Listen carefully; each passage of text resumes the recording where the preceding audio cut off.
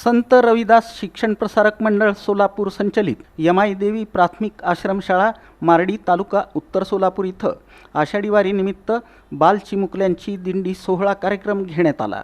संस्थेचे सचिव मधुकर गवळी आणि मुख्याध्यापिका रुक्मिणी गवळी यांच्या हस्ते श्री विठ्ठल रुक्मिणीच्या प्रतिमेचं पूजन करण्यात आलं।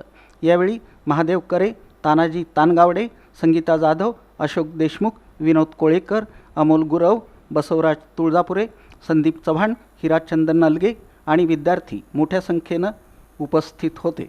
या प्रसंगी शाळेतील मुलामुलींनी विठ्ठल विठ्ठल या भक्तिगीतावर नृत्य सादर केलं। तसंच टाळ वाजवून जय जय रामकृष्ण हरी असा हरिनामाचा गजर करत पालखी मिरवणूक काढण्यात आली। श्री गणेश आणि विठ्ठलाची आरती करण्यात आली। यावेळी श्री विठ्ठल रुक्मिणी, संत ज्ञानेश्वर, संत तुकाराम, संत मुक्ताबाई, संत निवृत्तीनाथ आणि संत सोपान यांची वेशभूषा करून संतांचं दर्शन घडवलं। बालमनात भक्ती निर्माण व्हावी, आपले सण उत्सव पुढं निरंतर चालू राहावेत या उद्देशानं या कार्यक्रमाचं नियोजन करण्यात आलं। सर्व शिक्षक वृंदानं फुगडी खेळून आनंद घेतला।